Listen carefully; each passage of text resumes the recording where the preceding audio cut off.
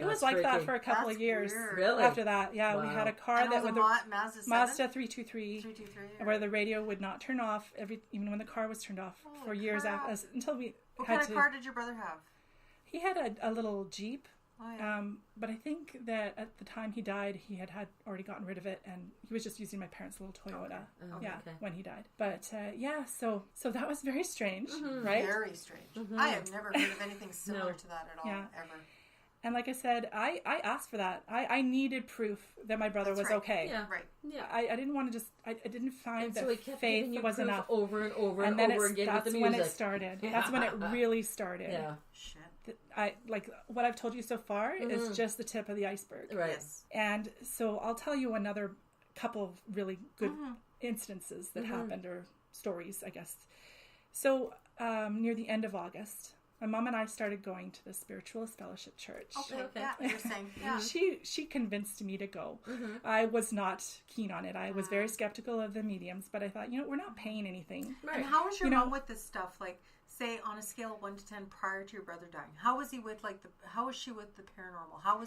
What was her scope or her grasp? Was she really kind of like standoffish, or just kind of like whatever? Or, well, she was like me. She was a Catholic. She was a Catholic. Okay. I was actually surprised that she was so open to reach out, like, new age type of things. That she was interested in hearing from mediums. Like I had never known her to be that open minded before. Right. I thought she was just a devoted Catholic, like the way I was raised. Right. So I went with her apprehensively to protect her. Okay. To make sure that I was. I'll go with you. Yeah, I don't want you to get sucked in. Because you knew more and you knew better. Right? So you wanted to make sure that she was protected, right? Yes, yeah. So I went with her and my dad, and to. Oh, your dad went too? Yes. Oh, yeah. Wow. For a guy, that's pretty. My dad went along with anything my mom wanted him to do. Oh, yeah. Yes, that's good. That's a good husband then. Yeah, he was well trained. He knew his place. No, I'm just joking. Yeah, and the first time we went there, Richard, I don't know, he's been the minister of the church the whole time for 20, 30 years. I don't know how long. That's in the Osborne area, right? Is it? They used to be over on Harrow, but now they're on, I think it's Beresford. It's near Osborne. Yeah. Okay. They use different churches. It's an evening event that they have every Sunday night. Lisa Scrivens used to start off in? Lisa Scrivens? Didn't she? That sounds familiar, but I don't know. That does sound familiar. Yeah, might be. I have a story about a cousin that I no longer associate, who so burned me that I'm not a relative anymore, but she had an incident with Lisa Scrivens in one of those churches. Oh, really? And I think it was through that same church. Really? Because they would do their performance. Sorry, I don't mean to sound disrespectful, but no. Their teachings and their reaching out to AED or after death communication. Sorry. Yeah, and then my cousin had an experience there before she got big as she is, right? And not to take away from you. No. This cousin, again, nothing to do with her now because she still burned me and took advantage of me. But her mom had passed many, many, many years ago. She was 5th row in the pews, and Lisa was on stage giving a talk to somebody. And then my cousin's family on that side is very French Canadian. She heard her name being called out in her mom's accent down the front, and she kind of turned around, she whipped around, she looked, and at the same time Lisa looked in the same direction, like they both equally heard the same thing. Oh, really? And then she stopped her reading and she said, "Hey, you, so-and-so, you know your mom's here, right?" Oh, no way. And she goes, "I heard my mom too," and they both did. She goes, "Your mom is looking after you and she's here for you." So Lisa is pretty much the real deal, even though I don't agree with her doing like a wave of 500 people at one shot, because nobody's going to get the answers that they know. They're healing, because it's all about healing and giving people what they need.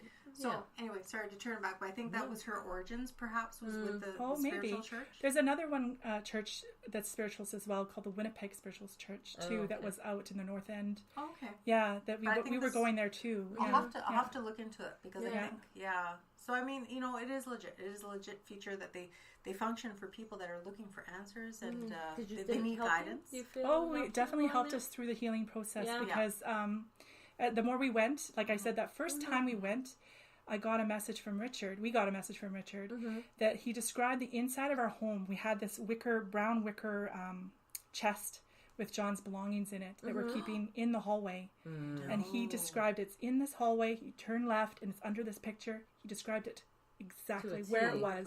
Yeah. He also said, "I have a young man standing here holding up a pair of skates."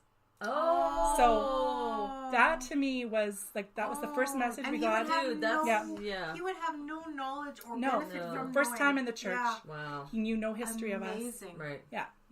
So that sort of clenched things a little bit, with Richard at least. A lot of them are learning mediums. They don't all know, like, they're not all like 100% accurate. I But know. We know. There's a lot of amazing messages that have come through our visits at that church. The ones that have the healing in mind are the ones that are totally I think so. The people ones that are trying just to want to screw you help for other money, people, don't even get me started.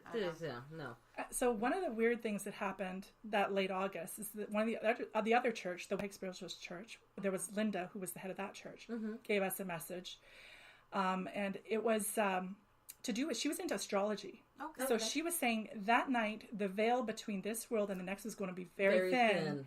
At around 11:30, she said, that night, that Sunday night. Yeah. That's interesting. Yeah, and we thought, okay, well, we're a little still, like, skeptical too, astrology, I don't know if there's anything to it, You don't want people taking advantage of you in your grief. Right. I had this picture of my brother. I was holding it, and I brought it to the church to show her what he looked like. This is after we'd been there for a while already. Right? Yeah. It's like a catch, actually, the reason why I wanted to show it to her was because the picture was inside of her frame, and he was there with my husband, and he was sitting by the piano. It was the last Christmas he was alive, and unfortunately, I did get to see the accident pictures. I shouldn't have looked at them. But my parents luckily didn't. My brother and I, my other older brother David and I looked at them, and I just glanced at them and then I looked away. Yeah. But it was enough to see, and I read the coroner's report. He broke both of his legs. He was crushed by the truck. Right? It was, like they said, instant. Horrific. Yeah. But it was all his left side that was affected. Okay. It was just red. You couldn't even make out his face. Like it was, his skull was crushed. But what a sad vision to carry with you. Like his spleen exploded, and all his bones in his hand were broken. And as I said, both of his legs were broken. So I knew that, but I noticed something weird happened with one of the pictures of him in the frame. The glass stuck to the picture on all the spots where I knew his injuries were. Oh, really? All along the left side. And it even showed little cracks on his knuckles. Like little, it stuck to the glass. Right. So that's why I brought the picture to Linda to show her, this is weird. That this picture is, what is this? She called it an apparition. She said, that's an apparition. Somehow he's showing you where his injuries were, or you're connecting with him, and he's, this is somehow happening. And I hate to say this, but it also showed it sticking to where my husband's heart was. Really? Yeah, I didn't know what that meant, but and that was upsetting to me. But anyway, a billion things. Though. It could be unhappiness, or it couldn't be the physical, a broken heart, or physical, or that he was affected by the loss. But I held it against my chest as we're coming up the elevator, and same apartment. I go into the apartment and I sit down on the couch. And I say to John, I said, why don't you heal yourself? Because I thought he must be still affected by how he died. That maybe he's still feeling pain. That's what I worried most about, was that he was still feeling pain. You want him to be separated from that, like to just be able to be at peace, right? Yeah. Right. So as I said, why don't you heal yourself? I saw again something at the corner of my eye to the right. Sean was at the computer on the other side of the room, and I saw something moving. So I looked over, and it was a picture, another picture, in an IKEA picture frame. Speaking of IKEA, it was of my brother when he was a little boy with his cat Patches, and it slammed down on the end table, hard. The little stick on the end, that the IKEA frames, it popped out. Oh, wow! That's pretty intense. This was not something that was knocked over accidentally. No, this is on purpose. This was deliberate. Slam down, and it was in response to me saying, why don't you heal yourself? My brother had a temper, and I pissed him off a lot of the time. Damn it. I challenged him, and so that was a moment of I'll show you what I can do. I challenged him in that moment, and that made sense that he did that. And I looked over there, and I stared in disbelief for a long time, and I said, Sean, did you just see that or hear that? Like, his back was turned. He said, what happened? I said, that picture frame just slammed down and on the end table. And he's like, oh, well, maybe the cat just knocked it over. And then I said, the cat was not even near there. Cat was in the picture, though. Yeah. But yeah, so then, and as I was sitting there, I'm staring, I see this form of a body that is sort of like when you go camping and you're talking to someone over the fire. Oh, and it's sort of like and but not. The air is wavy. Yeah. Gotcha. Mm-hmm. That's what I saw in the size of a body sitting on the couch. Oh. The air was moving. Oh. Like heat. When the heat disturbs the air. The heat was disturbing the air. That's what I saw with my eyes. And it was there for a good 5 seconds, maybe 10. Okay. And I'm like, what am I looking at? I'm just staring at this, trying to make sense of everything. Right. So then it dissipates. And I get up. And I'm saying, Sean, come check this out. Like, I'm trying to investigate, right? Like, for sure. What did I just experience, me, you know? Yeah. I sat down in that same spot on the couch where I saw the wavy air. Didn't really feel anything at that moment. I'm like, I don't know if I'd want to sit there. That skeptic side of me is like, it's probably just nothing. Yeah. Like, I was just, you want to dispel it yourself. Right. Yeah. And so I'm looking at the picture frame. I'm seeing the stick popped out. I said, Sean, check this out over. And I said, it just slammed down. And he's like, yeah, whatever. You didn't see it with his own eyes. So then I'm sitting there, and all of a sudden, I'm talking to him, and all of a sudden he's like, my face just goes blank.